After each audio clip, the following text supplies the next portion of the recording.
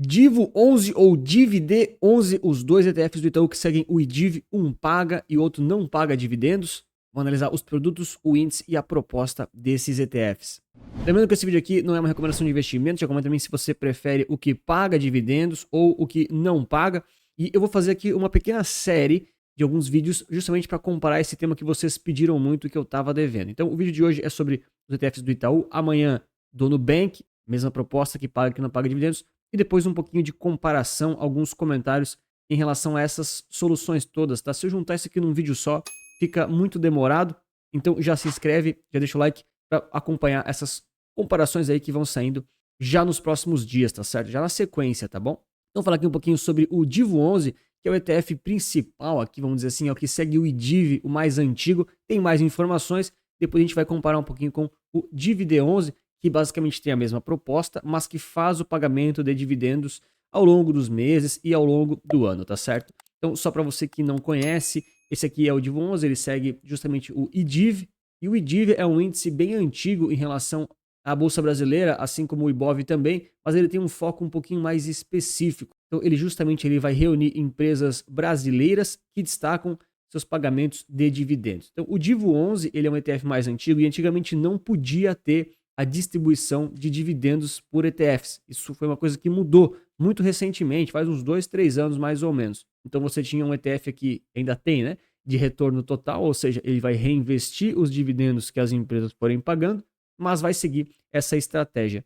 Já o DIVD11, ele segue o mesmo índice, mas ele vai fazer a distribuição dos dividendos. Já vamos entender um pouquinho mais sobre cada uma dessas propostas e detalhes. Então aqui tem a propaganda que o Itaú faz em relação ao índice. O índice é da B3, tá? Índice bem antigo. Você vai ter aqui um acesso bem fácil a empresas com bons pagamentos de dividendos através dessa única operação, desse único produto. É super rápido e simples, porque você pode negociar aí através da bolsa. Já vamos falar sobre as taxas e preços, mas basicamente aqui a gente tem o aluguel de ações, que ajuda a reduzir um pouquinho as taxas de administração, e o imposto de renda aqui em relação a esses produtos é o seguinte, tá? Então, o padrão aqui dos ETFs de renda variável, o Divo 11, que não paga dividendos, ele tem 15% de imposto de renda na venda das cotas com lucro, é claro.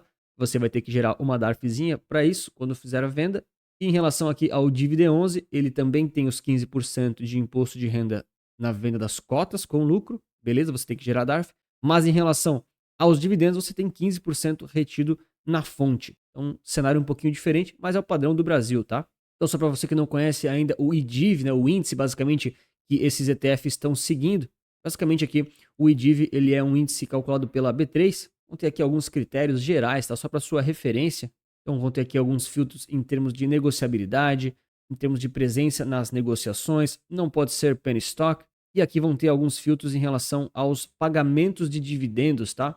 Basicamente aqui vão estar aqui dentro desses 33% dos maiores dividend yields em relação aos pagamentos aqui da Bolsa Brasileira. E tem algumas exclusões também, eles colocam aqui embaixo, mas no geral é isso. Ele está pegando basicamente aí do universo de empresas brasileiras as que mais pagam dividendos. Isso, de certa forma, muita gente fala que é um certo filtro, porque se são as empresas que mais distribuem os dividendos assim, de forma consistente depois de alguns anos, você tem, de certa forma, uma validação indireta de que elas são lucrativas e de que elas tendem a dar bons retornos, tá? É claro que isso é, de certa forma, discutível, mas da forma como está proposto aqui, você tem que pegar um histórico grande e tal, não são empresas que simplesmente distribuíram um monte de dividendos e depois pararam. Eu estou olhando muito mais aqui o produto do Divo 11, porque ele é um pouco mais antigo, mas, de novo, ele é a mesma coisa que o Dividend 11, tá? A diferença é que um paga e o outro que não paga dividendos. Então, só para a gente pegar aqui um pouquinho da composição setorial que a gente está tendo agora aqui do ETF, a gente tem aqui, de certa forma, uma diversificação entre setores, foco grande aqui nos bancos, com 23%, energia elétrica com 16%, exploração, refinação e distribuição com 11%, depois minerais metálicos com 8%, seguradoras, que é bem parecida aqui com bancos, 8%, dentre alguns outros. Então você tem aqui sim uma diversificação setorial para vários diferentes segmentos aqui da economia. Isso é importante porque não faz sentido você ficar comprando ETF só porque eu vi em algum lugar que é bom.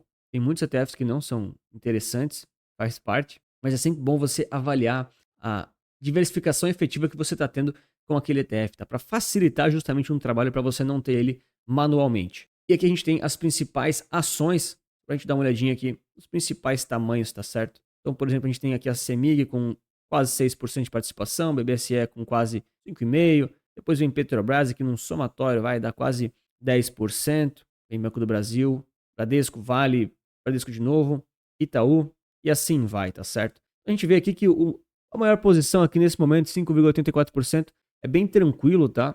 Então não tem uma concentração tipo 50% numa única ação. Enfim, tem essas limitações também, mas você acaba tendo uma diversificação efetiva em relação aqui também às ações. Só para sua referência, o IDIV aqui, basicamente o Divo 11, né? Ele tá com 49, 50 ativos nesse momento. Ele oscila um pouquinho, tá? Já vi ser próximo de 40, já vi ser 45 ativos, mas basicamente aqui nessa faixa dá para considerar uma média, tá? Novamente, não esquece de se inscrever, deixar o like para mais vídeos e análises como essa. Estou olhando aqui para análise dos produtos em si. O índice a gente já entendeu mais ou menos como é que ele está funcionando. A gente tem aqui produtos bem similares, tá? Então, por exemplo, aqui o DIVD11 ou o próprio Divo11, eles têm aqui uma taxa total muito próxima aqui, é a mesma no caso, né? 0,5% ao ano, beleza? Mas tem aqui algumas diferenças em relação ao patrimônio líquido, tá? Então, o DIVD11 que paga dividendos está na faixa aqui dos 94 milhões, já o Divo11 está aqui na faixa do 1 bi, 10 vezes maior, claro, muito mais antigo também, faz parte. Lembrando aqui que o Divo11 ele está sempre reinvestindo os dividendos que ele está recebendo, já o DIVD11 ele não reinveste, ele vai distribuir para você com aqueles 15% retido na fonte. Então só para olhar um pouquinho aqui para o DIVD11, que realmente paga os dividendos, a gente tem aqui uma informação um pouquinho sobre os proventos que ele tem pago, então aqui eles trazem um certo histórico, e ele não é muito antigo, tá? Então a gente não tem tanta informação assim. A gente percebe aqui em termos percentuais do dividend yield que ele dá uma certa oscilada. Esse aqui já é um certo ponto de atenção para você ficar um pouco esperto. De novo, esse vídeo aqui, nenhum vídeo é recomendação de investimentos, mas em relação à oscilação do dividend yield, tá? Ele está aqui numa tabela, vamos dizer assim, ok? Você tem até a forma que os ativos estão distribuindo, você consegue aqui fazer, sei lá, alguma simulação para comparar aqui o mês exatamente da carteira.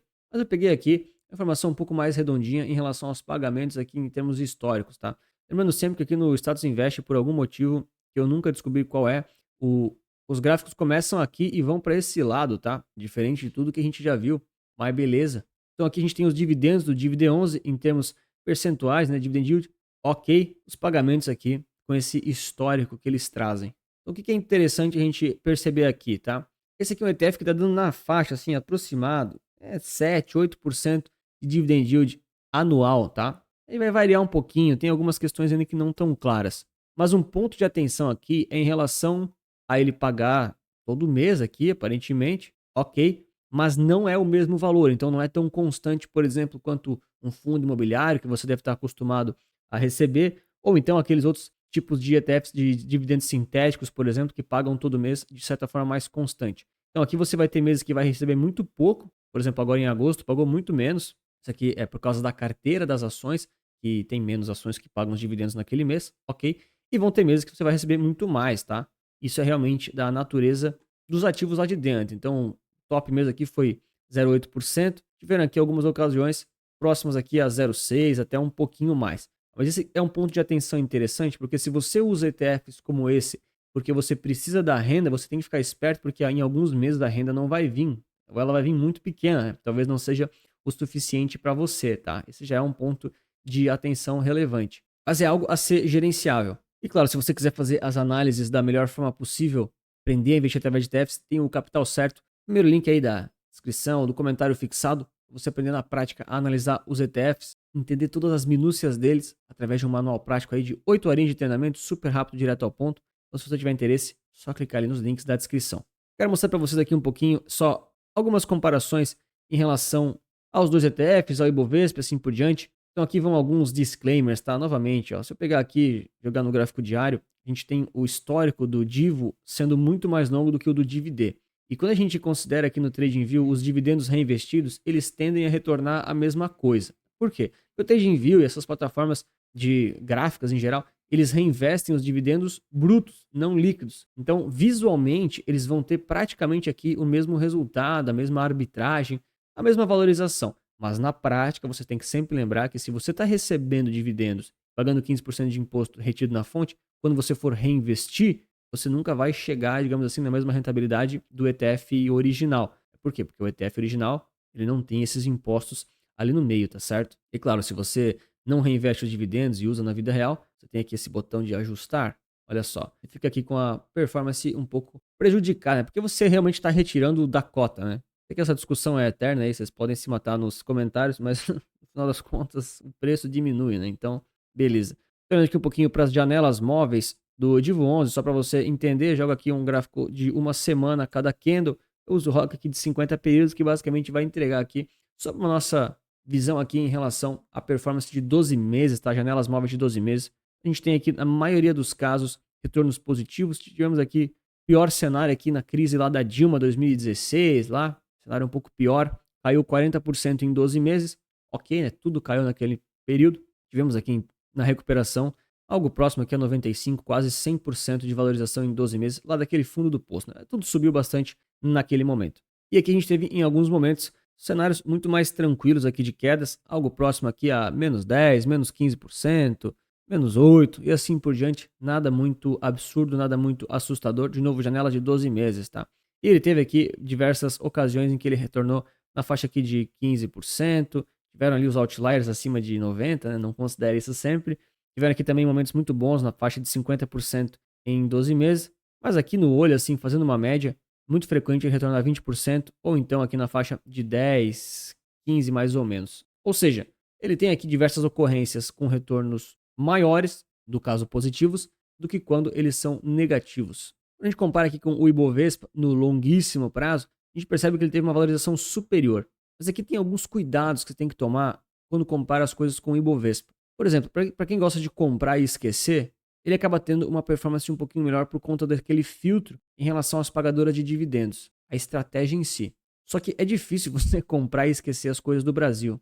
Ainda assim, esse aqui é um ETF muito concentrado e nichado aqui para o nosso país.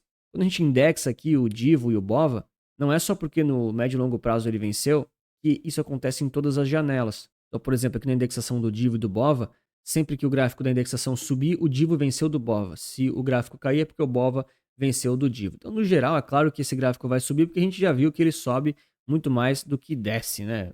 Beleza. Mas ainda assim, em todas essas janelinhas aqui, quando esse gráfico indexado caiu, significa que o Bova performou melhor. Então, não é uma verdade absoluta que o Divo sempre vai vencer o Ibovespa. Mas é verdade que no médio e longo prazo, a estratégia ela foi mais eficiente para quem quis comprar e segurar por 15 anos. Então, tem um filtro aí que pega as ações que pagam mais dividendos, acaba ajudando um pouquinho em relação à qualidade delas. Mas você vai estar sempre super correlacionado com o mercado brasileiro e super concentrado naqueles setores principalmente. Por mais que ele seja um pouco mais de qualidade, vamos dizer assim, você tem que tomar sempre cuidado com a correlação desse ativo com outras ações ou outros ETFs nacionais aqui. E por conta de tudo isso, esses ETFs brasileiros, mesmo que amplos, mesmo que neutros e diversificados, na minha opinião, eles tendem a ser muito mais satélites do que longo prazo. Aqui você tem um dividend yield na faixa ali de 8%, estou arredondando, tá? Ou seja, não é tão alto assim, e você não tem exposição ao dólar, por exemplo, o que pode te atrapalhar um pouquinho, dependendo aí do seu horizonte de investimentos. Ainda assim, eles representam uma forma simplificada de você acessar essas empresas e essa estratégia, e eu quero saber o que você achou aí nos comentários. Agora, se você quiser ver a opção que o concorrente tem, que é o Nubank, eles basicamente comparam aqui o NDIV e o NSDV para tentar concorrer ali com o Itaú, vou te mostrar nesse vídeo aqui, que vai sair logo amanhã. Um grande abraço, muito obrigado pela sua inscrição, seu like, lembre-se que investir certo resulta capital.